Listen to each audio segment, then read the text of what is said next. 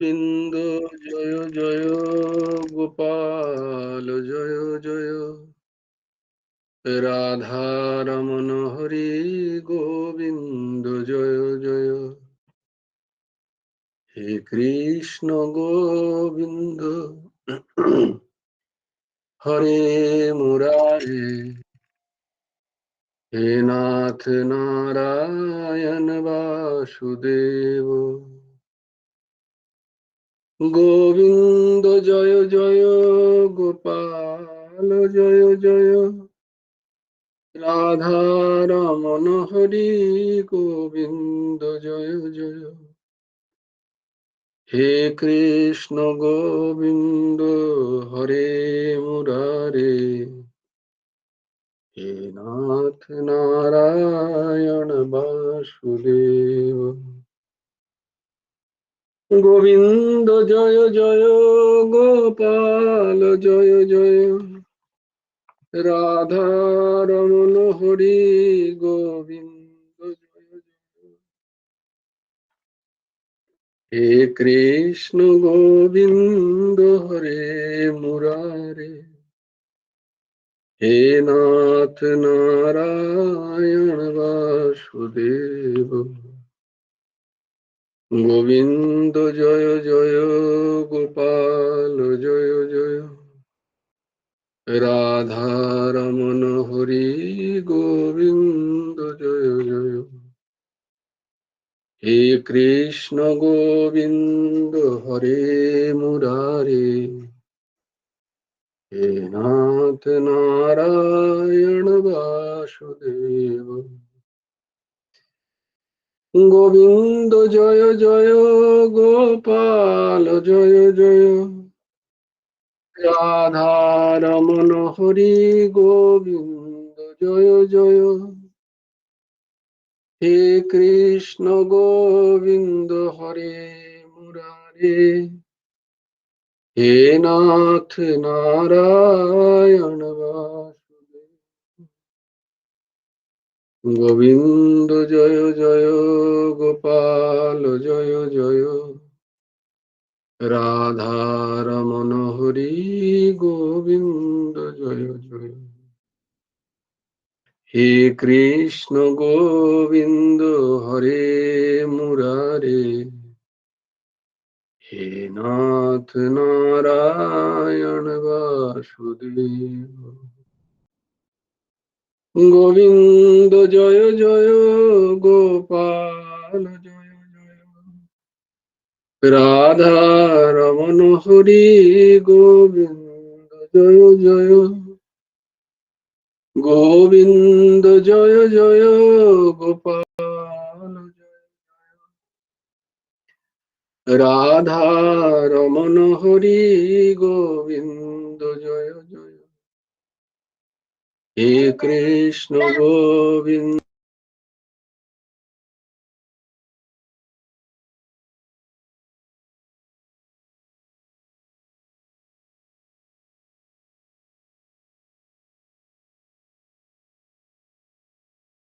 কৃষ্ণ গোবিন্দ হরে মুরারে হে নাথ নারায়ণ বাসুদেব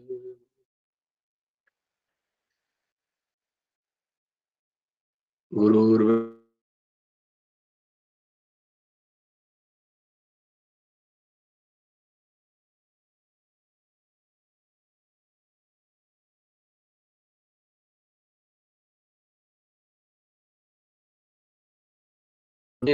তস্मै শ্রী গুরবে নমঃ কৃষ্ণায় বাসুদেবায় হরে পরমাত্মনে প্রণতক্লেশনাশায় গোবিন্দায় নমো নমঃ কৃষ্ণায় বাসুদেবায় দেবকী নন্দনায় নন্দগোপকুমারায় গোবিন্দায় নমো নমঃ वसुदेवं सुतं देवं कंसचाणूरमर्दनं देवकी परमानन्दं কৃষ্ণং বন্দে জগদ্গুরু। দামোদর মাসের আমরা একেবারে অন্তিম, আজকে আগামীকাল বোধহয় সংক্রান্তি, কার্তিক মাসের।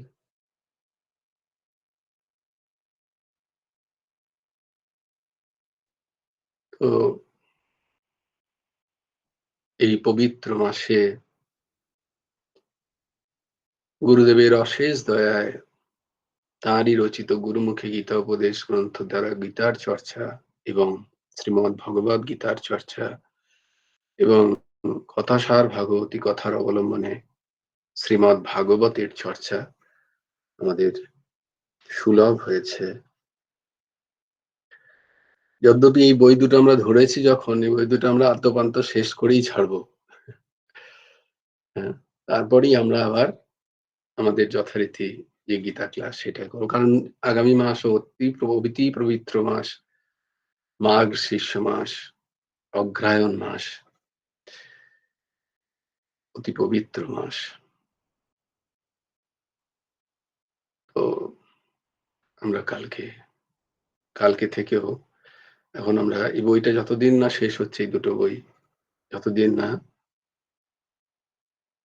আমরা ঠাকুরের দয়ায় আমরা এখন এই বইটা নিয়ে চর্চা করবো, এই দুটো বই।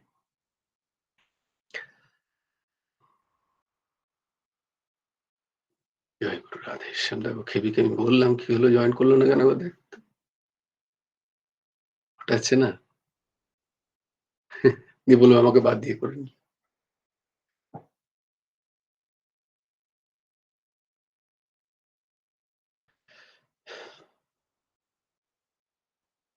তো আমরা গুরুমুখী গীতোপদেশ গ্রন্থের 7ম অধ্যায় বিজ্ঞান যোগ, এখানে ঠাকুর লিখছেন যে দু নৌকায় পা দেওয়া।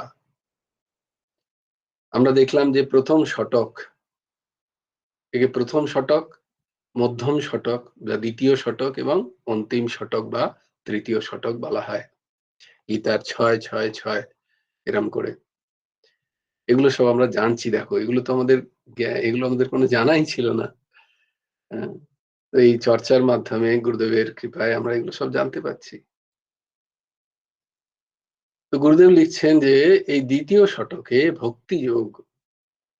ভক্তিযোগ ও ভজনীয় কে বা ধ্যেয়কে সেই ব্রহ্ম প্রতিপাদন দ্বারা তৎপদার্থ নিরূপণ করা হবে।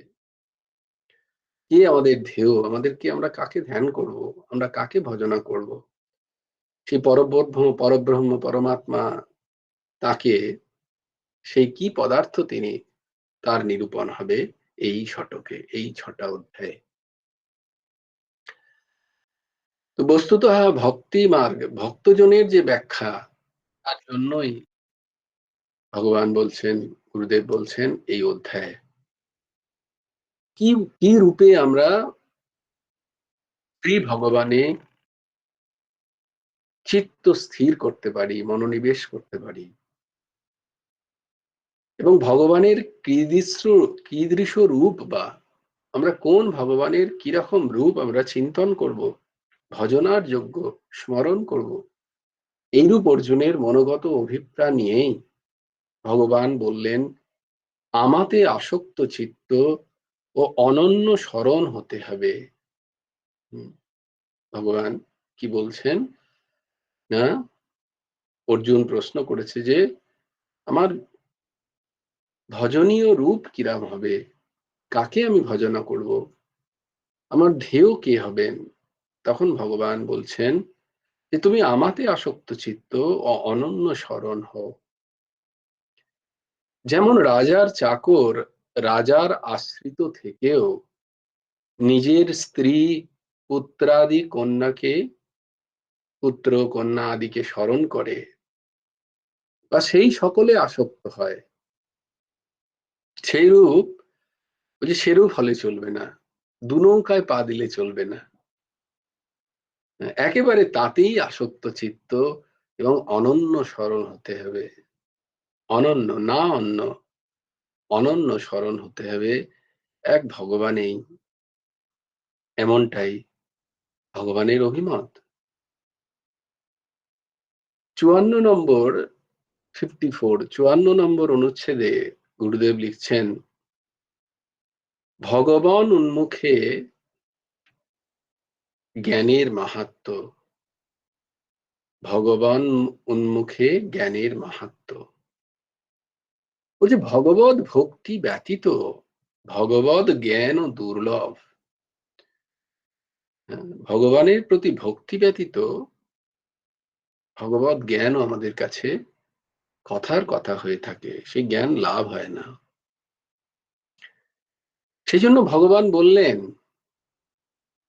মনুষ্যাণাং সহস্রেষু কশ্চিদ যততি সিদ্ধায়ে যতা তাম অপি সিদ্ধানাম কশ্চিন মাম বেত্তি তত্ত্বতঃ। কি বললেন না, মনুষ্যাণাম সহস্রেষু কশ্চিদ যততি সিদ্ধায়ে যততাম অপি সিদ্ধানাম কশ্চিন মাম বেত্তি তত্ত্বতঃ। শ্রী ভগবানের কৃপা ব্যতীত আত্মজ্ঞান লাভ করা যায় না। এই আত্মজ্ঞানের জন্য ভগবানের কৃপা চাই আমাদের। আর ভগবানের কৃপা কি? আমাদের উপরে যে ভগবানের কৃপা হচ্ছে এটা আমরা বুঝবো কি করে?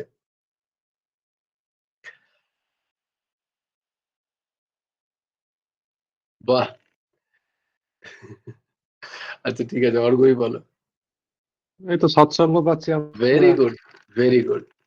আমরা বারবার এই কথা দেখছি মহাপুরুষদের চিন্তনে, যে সৎসঙ্গ যাদের লাভ হচ্ছে, তাদের সৎসঙ্গের প্রতি টান হয়েছে, তাদের সৎসঙ্গের প্রতি ভালো লাগতে শুরু করেছে, বুঝতে হবে ভগবত কৃপা হচ্ছে। ভগবত কৃপা বিনা সৎসঙ্গ দুর্লভ। জোর করে সৎসঙ্গ করা যায় না, পুরুষকার দ্বারা সৎসঙ্গ কঠিন। সৎসঙ্গে মন লাগানো, হ্যাঁ, একটা কোনো কারণে যাচ্ছি সৎসঙ্গে, সেটা আলাদা কথা। কিন্তু বলছে সেটাও উপকার, যদি সেটাও যদি কেউ করে, লৌকিক কোনো চাহিদার কারণেও যদি কেউ সৎসঙ্গে যায় এবং সেখানে গিয়ে যদি সৎসঙ্গ সে শ্রবণ করে, তার কানের ভেতরে যায়, বলে হৃৎকর্ণ রসায়নে কথা। তাহলে কি বলছেন তুলসীদাসজি মহারাজ, যে বিনু সৎসঙ্গ বিবেক না হই। বিবেক মানে কি? বিবেকের কি সংজ্ঞা? হ্যাঁ, ভেরি গুড, বলো ঊর্ধ্বসীমা। নিত্য অনিত্য বস্তুর জ্ঞান, এটা কি বলা হয়? বিবেক।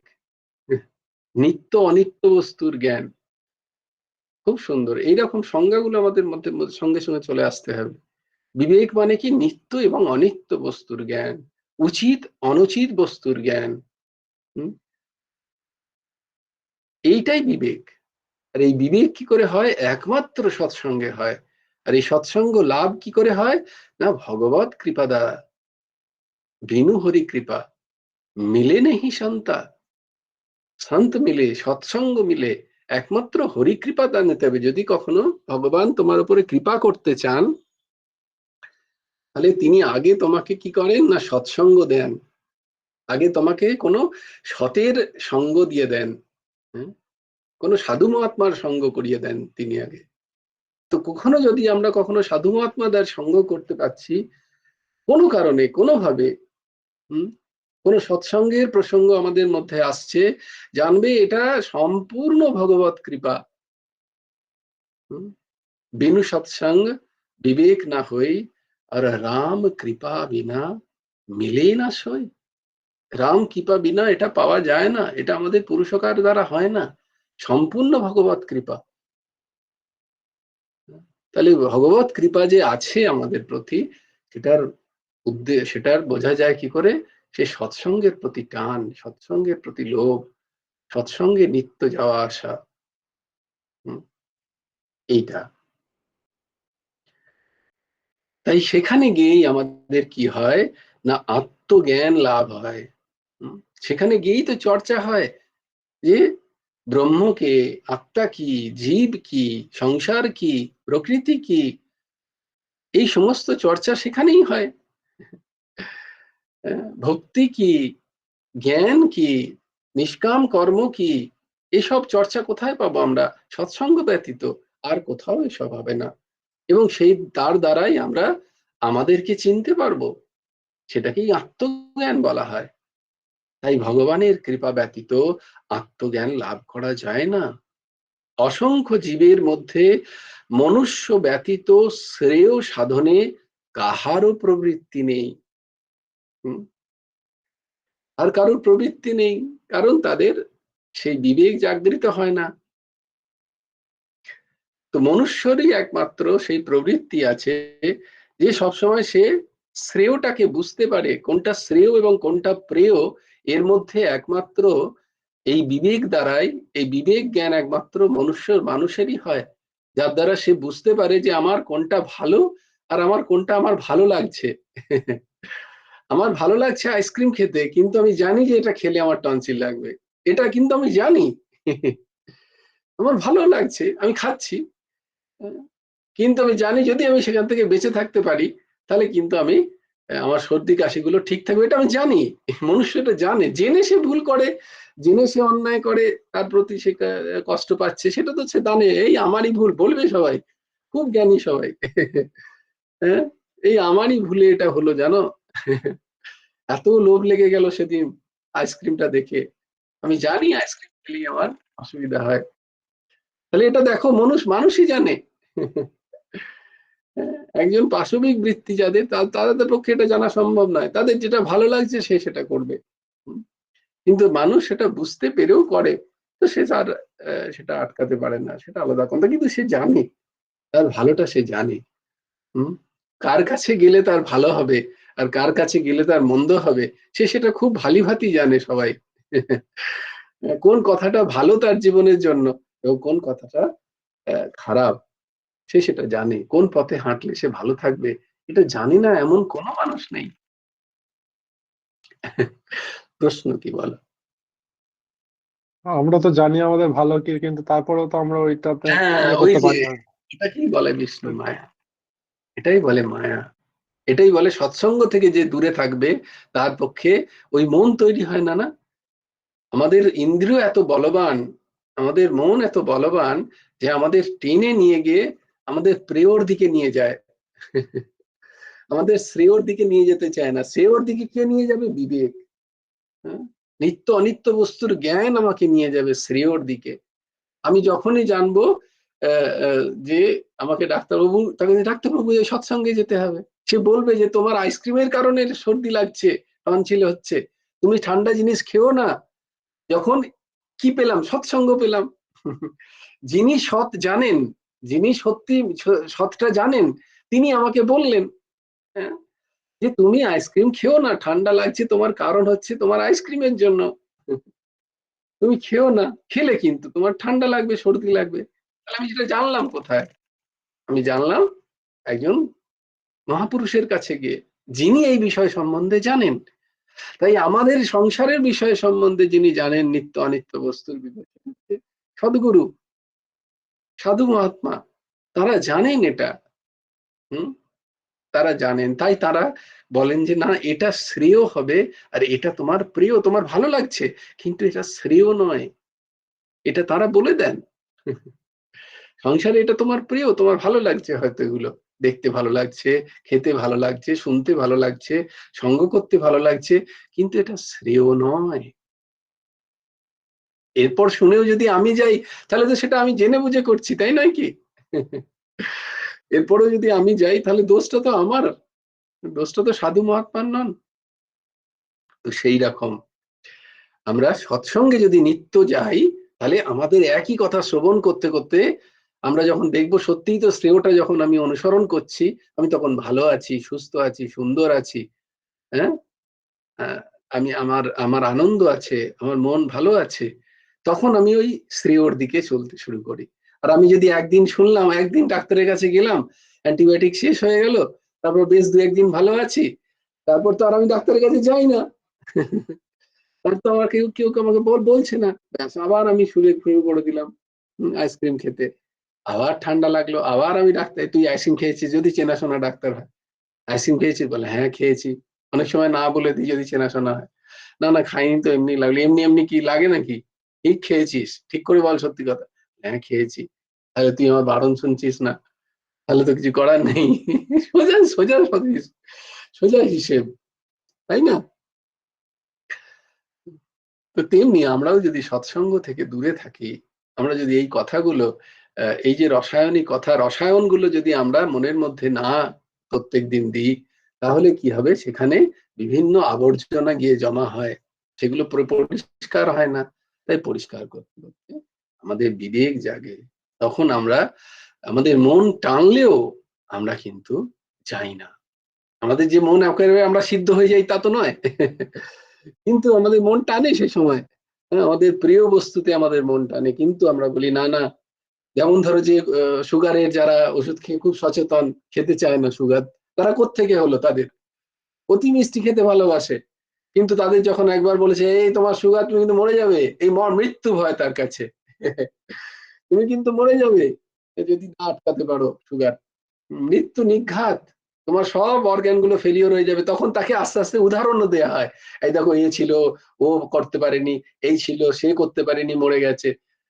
সেক্ষেত্রে সৎসঙ্গেও তাই জন্য সেখানে ভাগবতের উদাহরণ দেওয়া হয়। দেখো এও শ্রেয় অনুসরণ করে জীবনকে সুন্দর করে দিয়েছে, এও শ্রেয় অনুসরণ করে ভগবত প্রাপ্ত হয়েছে, এও শ্রেয় অনুসরণ করে মহা আনন্দে জীবন কাটিয়েছে। সেখানে উদাহরণ দেয়া হয় ভাগবতদের, যে আমরা ভাগবতে পড়ছি। এইভাবে এই সৎসঙ্গ অতি প্রয়োজন, প্রত্যেকের সৎসঙ্গ প্রয়োজন। হ্যাঁ, যার কিছু হয়নি তারও, যে মুমুক্ষু, যে হতে চায় তার জন্য, যে আগে বাড়তে চাইছে, আগে যেতে চাইছে তার জন্য, যার হয়ে গেছে তার জন্য, প্রত্যেকের জন্য সৎসঙ্গ অতি অতি আবশ্যক। আবার সেই সমস্ত সহস্র মনুষ্য দিগের মধ্যে কোন কোন পুণ্যবান ব্যক্তি ভাগ্যবশে আত্মজ্ঞান লাভের জন্য প্রযত্নশীল হন।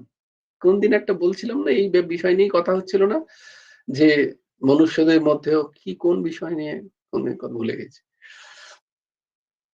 তার মধ্যে, হ্যাঁ অর্ক বাবা বলতো। ওই তো আদি শঙ্করাচার্য তিনটে। ও হ্যাঁ হ্যাঁ হ্যাঁ, ঠিক ঠিক, এই ও হ্যাঁ হ্যাঁ হ্যাঁ, একজন বললো যে ও, বলে তোমারও লেগেছে। তো বলছে আজকাল তোমার কথা শুনে ও হ্যাঁ হ্যাঁ ছেড়ে দিয়েছি।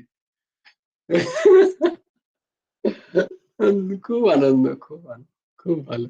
তো দেখো, আহ, সেই দিন আমরা যেমন বললাম আদি শঙ্করাচার্যের কথা, তিনটে বিষয়, তা মানুষদের মধ্যে, সেই মানুষদেরও মধ্যে হম যাদের, সেই মানুষদেরও মধ্যে, তাহলে মানুষ ব্যতীত আর কেউ কিন্তু তার নিজের শ্রেয়টা বুঝতে পারে না।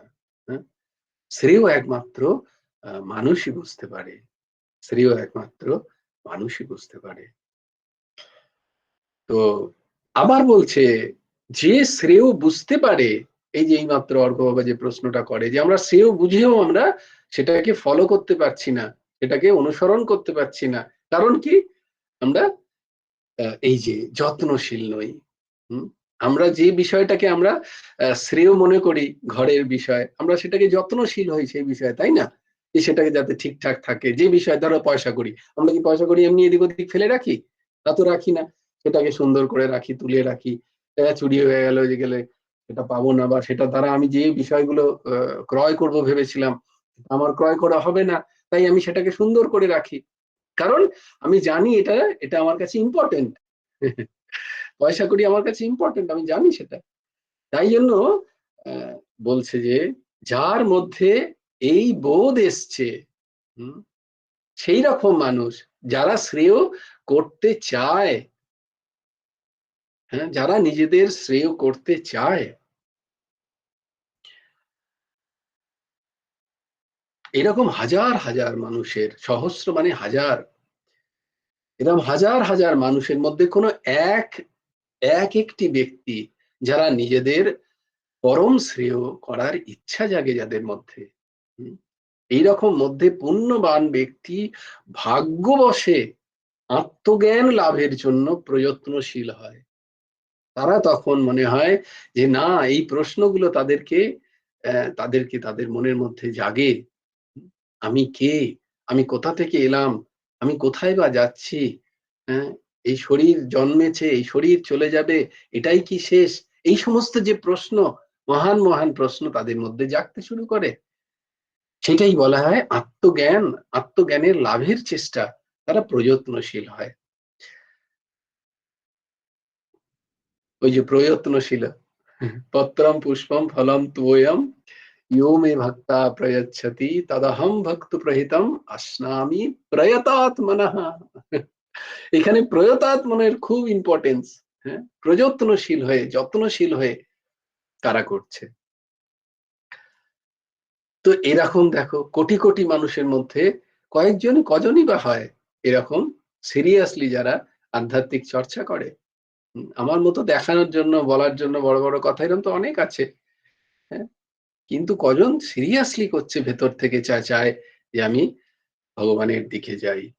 আবার তদৃশ্য সেই রকম যারা এরকম প্রযত্নশীল, তাদের মধ্যেও সহস্র সহস্র হাজার হাজার এরকম যারা প্রযত্নশীল, তাদের মধ্যেও সেই সমস্ত প্রযত্নশীল মানবগণের মধ্যেও কেউ বা আত্মতত্ত্ব জানতে পারে। যত্নশীল হলেই যে জানতে পারবে তা তো কোনো কথা নেই। তো কিন্তু যত্নশীল হলে কি হয়, সুবিধা বলে তাহলে আমি কেন হব, এখানে তো খুব কঠিন মনে হচ্ছে। বলে যত্নশীল হওয়ার কারণ এটাই যে যত্নশীল এই জন্য হবে না, এই যতটা যত্ন তুমি এই জন্মে করবে, এই শরীরে করবে, পরের বারে যদি তোমার এই শরীরের সেই যত্ন পুরো নাও হয়, আত্মজ্ঞান পুরো নাও প্রাপ্ত হও, তাহলে এই একই সাধনার স্তর তোমার আগামী জন্মেও থেকে যাবে।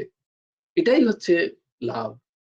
তাই এই জন্মে যতটা করবে আগামী জন্মে ততটা পেয়ে যাবে। আর বস্তুত তো করা তো এইভাবে উচিত যে না, এই জন্মেই হবে আমার, এই শরীর দ্বারা, এই ইন্দ্রিয় দ্বারাই আমার ভগবত প্রাপ্তি হবে, বাকিরা করেছে তো আমি কেন নই, এই হচ্ছে দৃঢ় প্রতিজ্ঞ হতে হয়। কিন্তু ধরো হলো না, আমার আত্মজ্ঞান প্রাপ্তি হলো না, তাহলে মহাপুরুষরা বলছেন, শাস্ত্র বলছেন, ভগবান বলছেন, গুরুবর্গ বলছেন যে না, তোমার কিচ্ছু অনিষ্ট হলো না, তোমার একটা সাধনও বরবাদ হবে না, সাধনও তোমার নষ্ট হবে না।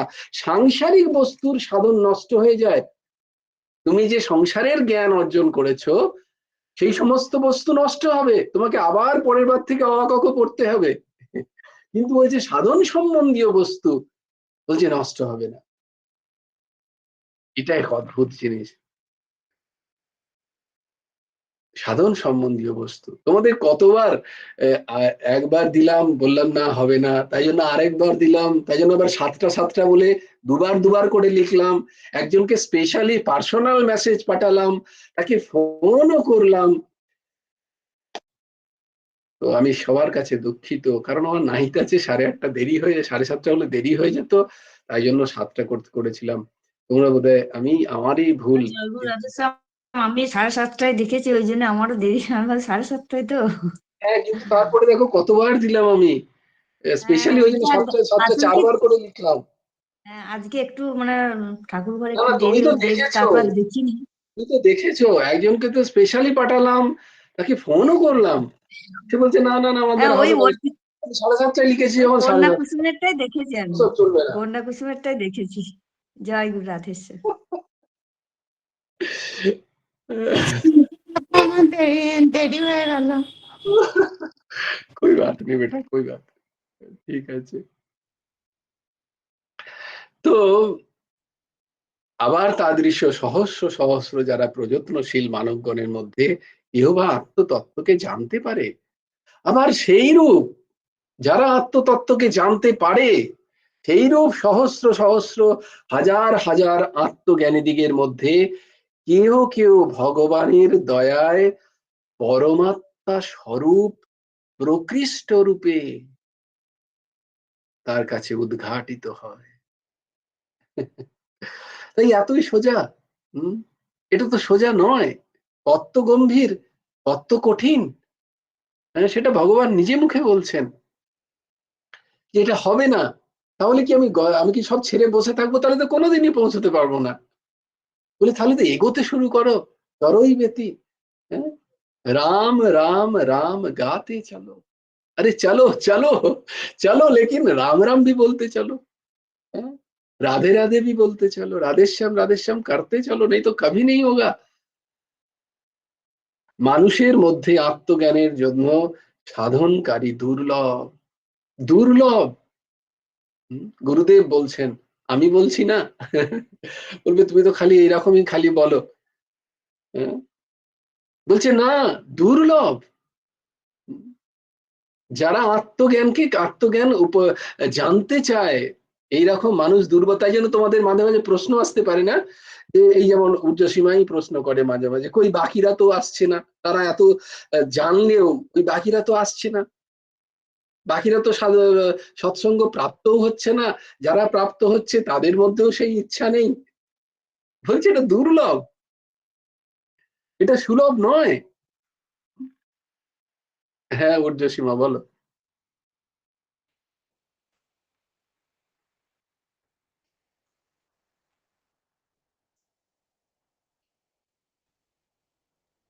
হ্যাঁ, না দাতব্য না দাতব্যম কদাচন। হ্যাঁ,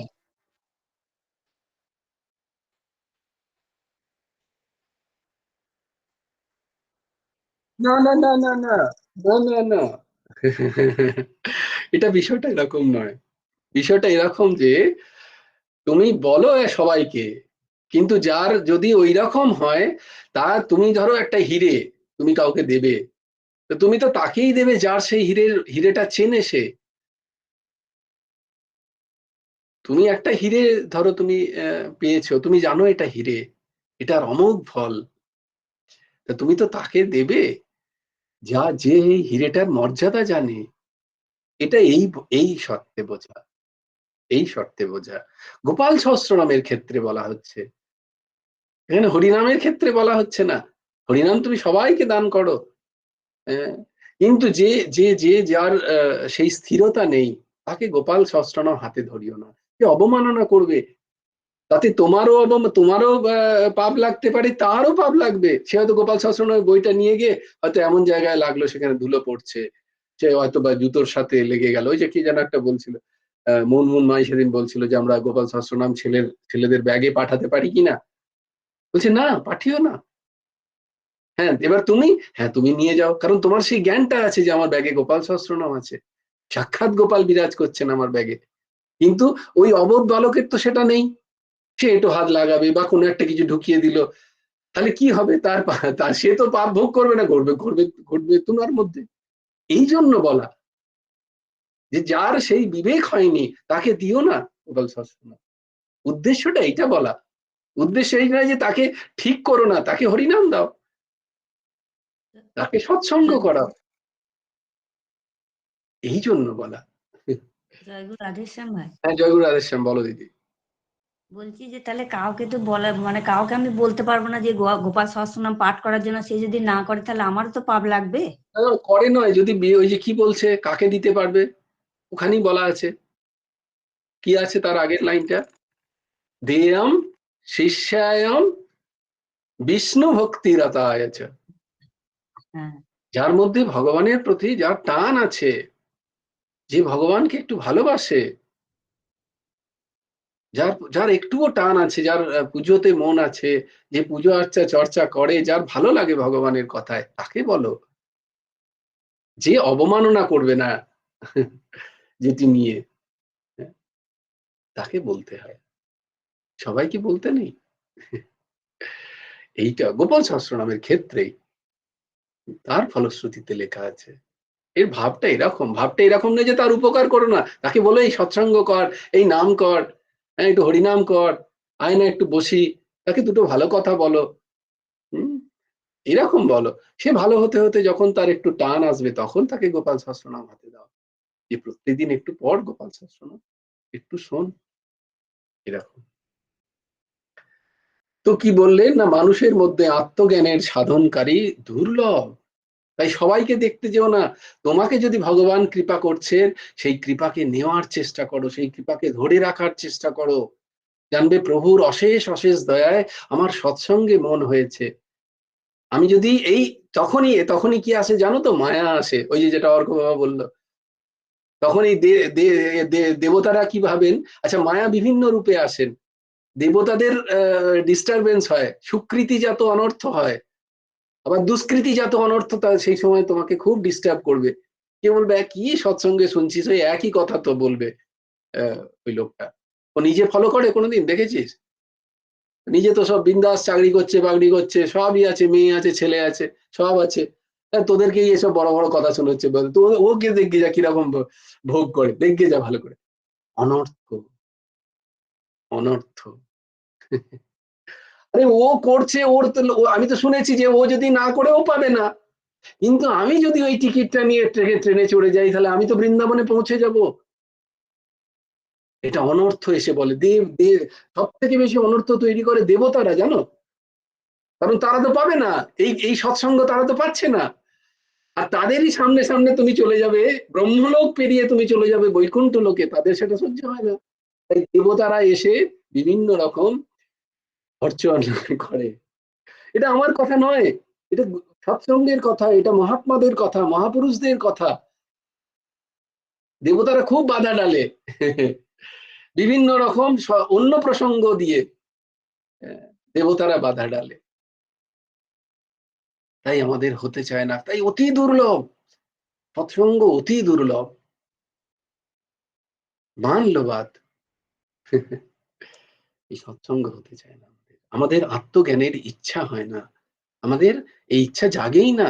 বাকি সবাই যেমন চলছে, আমি ভাবি আরে ওরাও তো চলছে, ওরা কি কম জানে নাকি তোমার থেকে? এরকম বলবে, সে দেখবে লোকে, হ্যাঁ এমন বলছিস, আরে ও তো পিএইচডি, এই এই এই সেই তার ডিগ্রি, তুই কিছুই জানিস না, অক্ষর গোমাংস, তুই ওর উপরে কথা চালাচ্ছিস। বলে না না, আমার জানা নয় তো এই বিষয়টা, এটা পিএইচডি যারা তারা বলছেন, ভগবান তার মুখে নিজ মুখে বলছেন। তাই জন্য আমি ধরে রেখেছি, আমার কিছুই হচ্ছে না, আমার কিছু হয়ও নি, আমার কোনো আত্মজ্ঞানও নেই, আমি জানিও না কিছু, কিন্তু ভগবান বলছেন এটা অতি দুর্লভ, তাই সেটা পেয়েছি যখন আমি আর ছাড়বো না।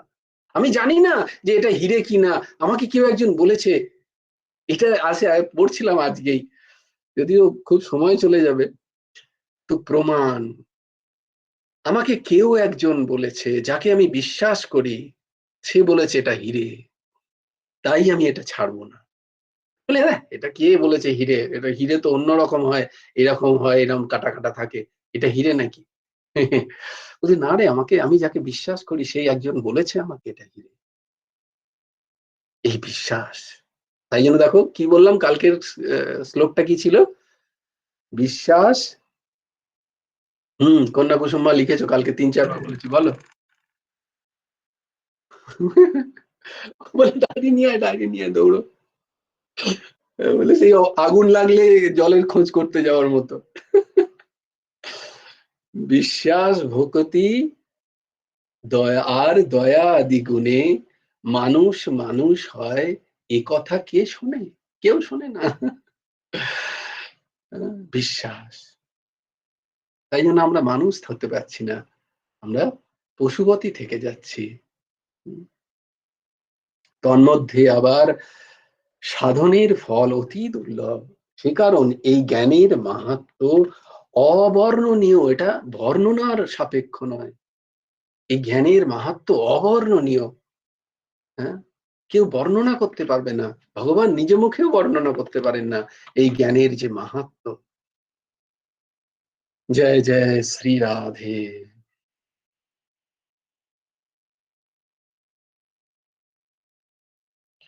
ओम सच्चिदानंद रूपाय कृष्णाय क्लिष्ट कर्मणे नमो वेदांत विद्याय गुरवे बुद्धि साक्षिणे। ओम सच्चिदानंद रूपाय गुरवे बुद्धि साक्षिणे श्रीमंताय वरिष्ठाय नमो क्लिष्ट कर्मणे। जयति परशर सूनु सत्यवती हृदयानंदन व्यास, यस्य कमलगलितं वाङ्मयमृतं जगत् शिवोति। यश्वानुभवमखिल श्रुतिसारमेकम् अध्यात्मदीपम् अतितितीर्षतां तमोहन्दम् संसारिणां करुणायो पुराणगुह्यं तं ব্যাসো শুনমুপয়ামি গুরুম। কথাশাল ভাগবতী কথায় আজকে আমাদের গিরিরাজ গোবর্ধন গিরির কথা শ্রবণ করবো। ও ভাই, আচ্ছা ঠিক আছে, হয়ে যাবে। সপ্তম বর্ষীয় বালক শ্রীকৃষ্ণ তাহলে গিরি গোবর্ধন কখন কবে ধারণ করেছিলেন? বালগোপাল তখন তার বয়স ছিল 7 বছর। সপ্তম বর্ষীয় বালক ভগবান শ্রীকৃষ্ণ গিরি গোবর্ধন ধারণ করেছিলেন। সেজন্য ভাগবত বলিলেন ক সপ্তাহায়ন বালক মহাদ্রি বিধারণম, অর্থাৎ সপ্তম বর্ষীয় বালক কৃষ্ণই বা কোথায়, আর মহাপর্বত গিরিরাজ গোবর্ধন ধারণই বা কোথায়। তাহার অর্থ সপ্তম বর্ষীয় বালক কখনো পর্বত ধারণ করতে পারে? তাই হয় নাকি কখনো? তাই ব্রজের সমস্ত গোপীরা আশ্চর্যান্বিত হয়ে গেছিল। আমরা কোথায়? সামনে যারা গোপী দেখছেন, যারা মহান মহান সাধু মহাত্মা, হাজার হাজার লাখ লাখ বর্ষ তপস্যা করে যারা গোপী দেহ পেয়েছে, গোপ দেহ পেয়েছে, তারাও বিশ্বাস করতে পারছে না ভগবানকে দেখে যে ভগবান বাঁ হাতের কড়ি আঙুলে গোটা গিরিরাজকে ধারণ করে দাঁড়িয়ে আছেন। আমাদের কি কথা, আমরা শ্রবণ করে বুঝে যাব? তারা দর্শন করেও বিশ্বাস করতে পারছেন না। তারা নিজেদের নিজেদের যষ্টি লাগাচ্ছেন। এই লাগা আমাদের কম লাডলো ছোট গোপাল এত বড় গোপ ধারণ করতে পারে নাকি? বেচারার হাতে কষ্ট হবে। লাগা সবাই লাগাচ্ছি, লাঠি লাগাচ্ছে সবাই নিজেদের নিজেদের, এই লাঠিগুলো লাগা। বলে আমাদের কি হয় নাকি এরকম? গুরুর উপর ভরসা করলে সব হবে, জীবন চলবে? না না না, পুরুষকার করো, পুরুষকার করো, চেষ্টা করতে হবে না তোমাকে? ভরসা নেই, বিশ্বাস নেই। পূর্বে নন্দাদি গোপেরা ইন্দ্রিয়ের যজ্ঞ করিত, কারণ ইন্দ্রিয়ের দয়াতেই শস্য উৎপন্ন হয়। বৃষ্টি না হলে শস্য উৎপন্ন হবে না, শস্য না পেলে কোনো জীবও বেঁচে থাকবে না। তাই ইন্দ্রিয়ের সন্তুষ্টির জন্য যজ্ঞের আয়োজন। তখন ভগবান বালগোপাল বললেন, বাবা নন্দ বাবা, ও বাবা তোমরা কি করছো গো? বলে যজ্ঞ হবে, ইন্দ্রের পুজো করতে হবে। বলে ইন্দ্র এটা আবার কে? বলে তুমি জানো না ইন্দ্রকে? বলতে নেই, ওই ইন্দ্রের দয়াতেই তো বৃষ্টি হয়। তাই জন্য আমরা এই সমস্ত আমাদের গোপেদের, আমাদের গোবংশকে আমরা মানুষ করতে পারি, তাই তো আমরা বেঁচে থাকি। বলি এই আবার কি? এরম তো হওয়ার কথা নয়। প্রকৃতি তো সবাই তো স্বভাব বশেই হয়। মনুষ্য কর্ম করে তাই তার ফল পায়, আর কর্ম যদি না করে তার ফল পাবে না। এর মধ্যে এত প্রশ্ন আসছে কোত্থেকে? আমার কোনো কর্ম থাকবে না আর আমাকে ইন্দ্র দেবতারা সুখ দেবে, সেটা কখনোই হতে পারে না। অতএব আমাদের ইন্দ্রের সন্তুষ্টির জন্য যোগ্য নয়, বরং আমাদের প্রকৃতির জন্য করা উচিত। দেখো, প্রথম কনজারভেশন অফ ফরেস্ট ভগবান শুরু করেছিলেন। কি যেন এখন যেটা বলছে কার্বন ফুটপ্রিন্ট, বলছে কার্বন ফুটপ্রিন্ট এখন রক্ষা করো, সবাই প্রকৃতিকে রক্ষা করো। প্রকৃতি না থাকলে কিছু হবে না। সেটা প্রথম শুরু করার গুরু হচ্ছেন জগৎগুরু ভগবান স্বয়ং। তিনি বলছেন এসব দেবতাদের পুজো করে কোনো লাভ নেই, তার থেকে প্রকৃতির পুজো করো, গাছ লাগাও, গাছের সেবা করো, তবে গিয়ে তোমরা ভালো ফল পাবে। অতএব আপনাদের ইন্দ্রিয়ের সন্তুষ্টির জন্য যজ্ঞ করবার কোনো আবশ্যকতা নেই, বরং আপনারা গিরিরাজ গোবর্ধনের যজ্ঞ করুন, কারণ আমরা গিরিরাজের নিকট খুব উপকৃত। গিরিরাজ উৎপন্ন শস্যাদি প্রতি ঘাস ভক্ষণ করে আমাদের গোকুল জীবিত থাকে। অতএব আপনারা গোধন, ব্রাহ্মণ এবং গিরিরাজের যজ্ঞ করুন। নন্দ, উপানন্দ প্রভৃতি গোপেরা এক বাক্যে সকলে কৃষ্ণের কথা মেনে নিলেন। গো বিপ্র গিরিরাজের যজ্ঞ করতে আরম্ভ করলেন। বেদবিদ ব্রাহ্মণগণ মন্ত্রপাঠ করে অগ্নিতে আহুতি দিতে লাগলেন।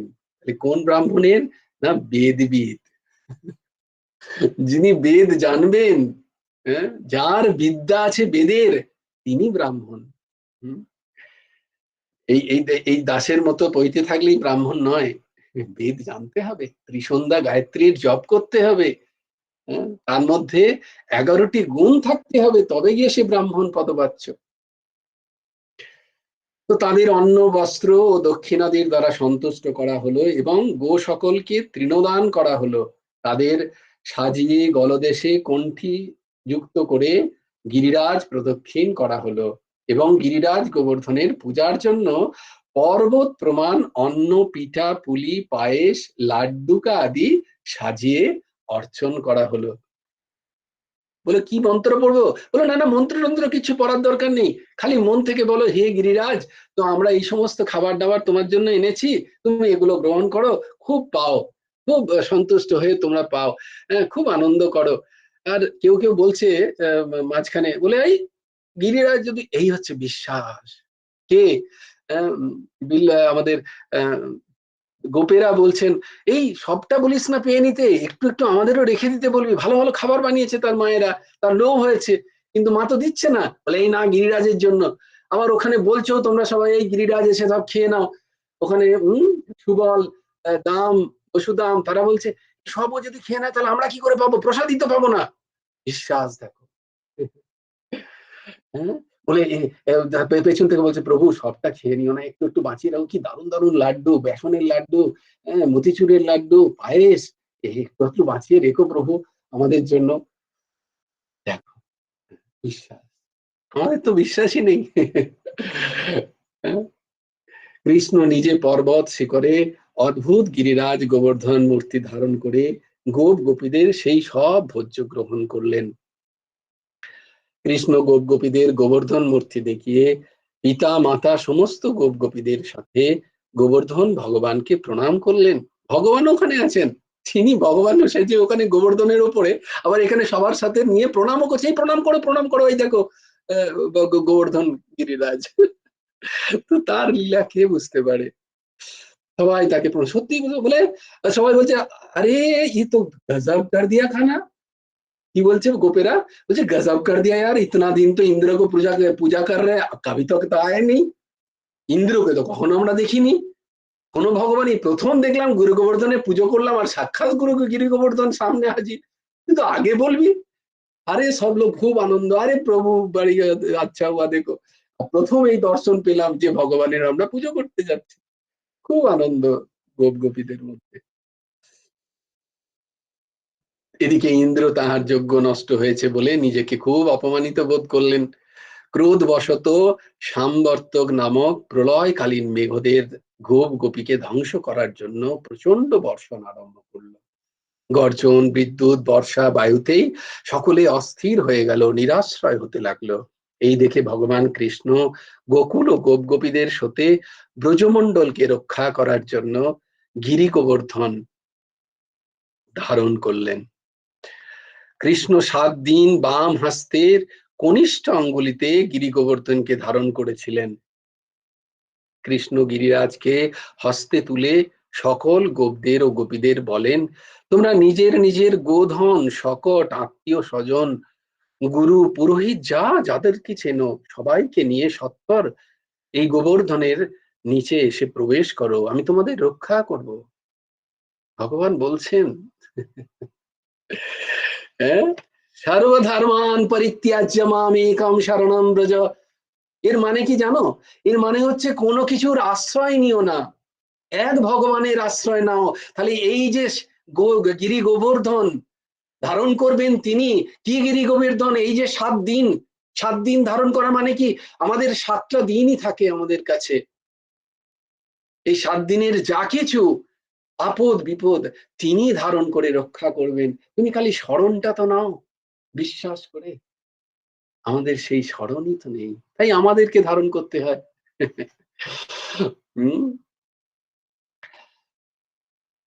আমাদের সেই স্মরণ নেই। এই পর্বত পতন হতে তোমাদের কোনো ভয় নেই, কিন্তু অবোধ গোহালারা, আমরা যারা অবোধ, তারা কি করি, নিজ নিজ যষ্টি উত্তোলন করে গোবর্ধনকে ঠেকা দিই। তদ্যপি আমাদের ক্ষমতা নেই, কালকে ঠেকাবার কারুর ক্ষমতা নেই, তবুও আমি ভাবি যে আমি কালকে ঠেকিয়ে নেব।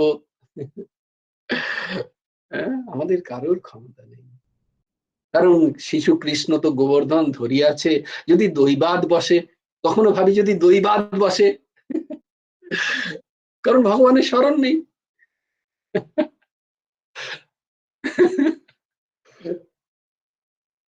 তাও কারোর কারোর আছে, বলে গাড়িতে চাপলে ভগবানের নাম করি, যদি না অ্যাক্সিডেন্ট হয়। তো কারোর কারোর তো একটু একটু আছে। তো এটাও ভালো, এটাও ভালো, ভগবানের নাম তো হয়ে গেল। কিন্তু কৃষ্ণ, ছোট কৃষ্ণ, সে কি গোবর্ধন ধারণ করতে পারে? হ্যাঁ, গুরুদেব কি আমাকে বাঁচাতে পারবে? গুরুদেবের কি ক্ষমতা আছে? তিনি তো আবার শরীরেও নেই। এখন কেউ কেউ বলেন, তো তার আর কি ক্ষমতা বলো, তিনি কি আমাকে পারবেন বাঁচাতে? আশ্রমে যে যাব, তিনি তো নেই, কেন যাব? তিনি কি আমাকে পারবেন বাঁচাতে? না না, আমারটা আমাকেই দেখতে হবে। কিন্তু তারা জানে না যে তাদের এই কৃষ্ণ সাক্ষাৎ ভগবান, তাদের প্রেমে বশে বাধ্য হয়ে তাদের নিকট বাঁধা দিয়ে আছেন। আহা, 7 দিন ধরে ইন্দ্র বর্ষণ করে দেশকে ভাসিয়ে দিয়ে গোপী ও গোধনদের কোনো ক্ষতিই করতে পারেনি, কৃষ্ণই তাদের রক্ষা করেছেন।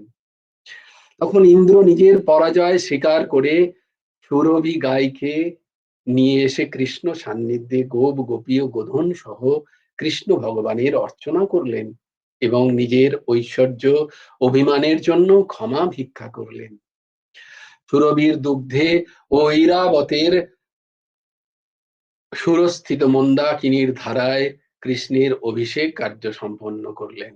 তার নাম রাখলেন উপেন্দ্র। কৃষ্ণের আরেক নাম উপেন্দ্র। কে রাখলেন? ইন্দ্র ভগবান। এখন ইন্দ্র উপেন্দ্র 2 ভাই হয়ে গেলেন। গোবিন্দ নামটিও এনাদেরই রাখা। নানাবিধ বাদ্য বাজাতে রাখলেন, সুর লোক হতে পুষ্পবৃষ্টি হতে রাখলো, আহা হুহু গন্ধর্বগণ শ্রী ভগবানের গুণগান করতে লাগলেন। গিরিরাজেরও জয়ধ্বনি দেয়া হলো। এই গিরিরাজ গোবর্ধন,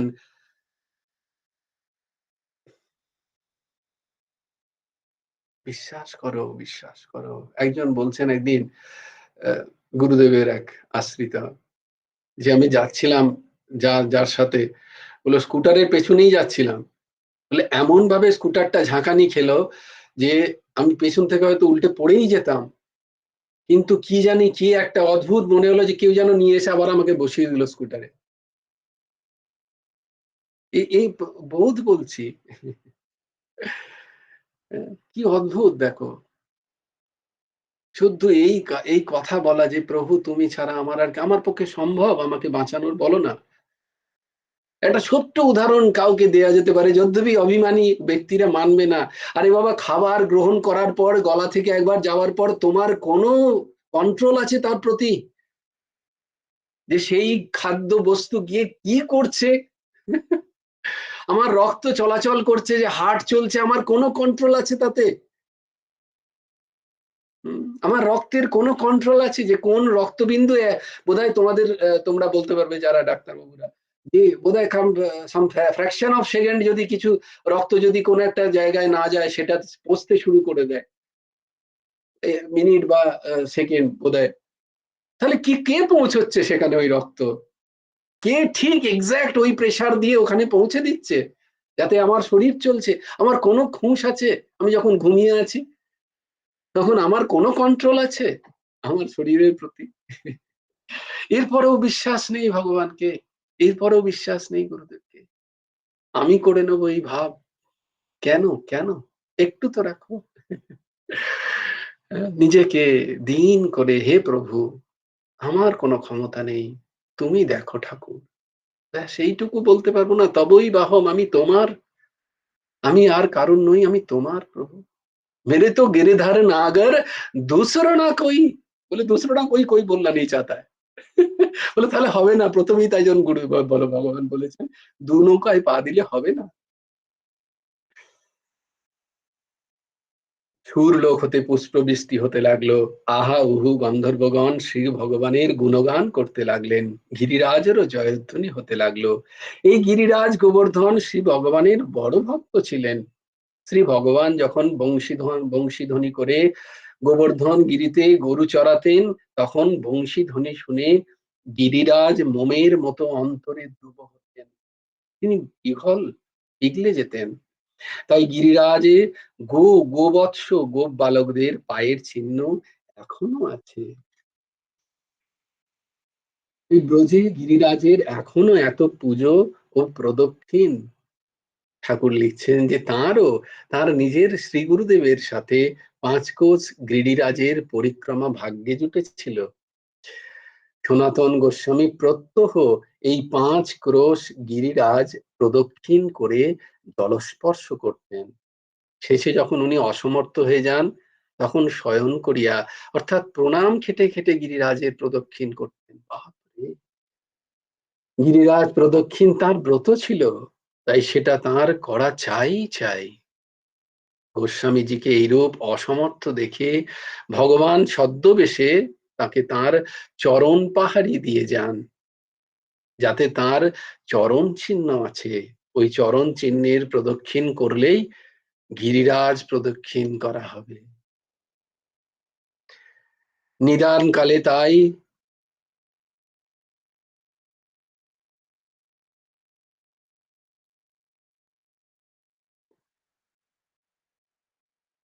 তোমরা বলো হঠাৎ আটকে গেলে কেন? আটকে গেলাম, দেখো ভগবান হঠাৎ করে ঠাকুর আবার একটা সুন্দর ইঙ্গিত দিলেন। সাক্ষাৎ ভগবানের চরণ আছে আমার ঘরে, এই দাসের ঘরে, কিন্তু প্রদক্ষিণ হয় না।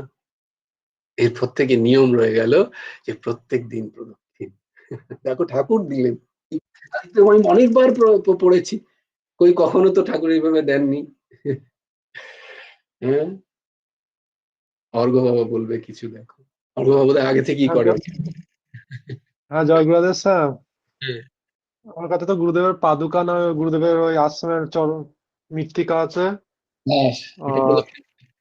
আর গুরুদেবের চরণামৃত আছে, ব্যাস, ওইটা মা যমুন। আর ওই কি খোড়াকে মন ভরে, ওইখানে তো আশ্রমের ছবি আছে, ওইটাকে যদি আমরা প্রদক্ষিণ করতে পারি তাহলেই তো আমাদের হয়ে গেল। ঠিক, একদম। তাহলে আমাদের গিরি গোবর্ধনের প্রদক্ষিণ হবে।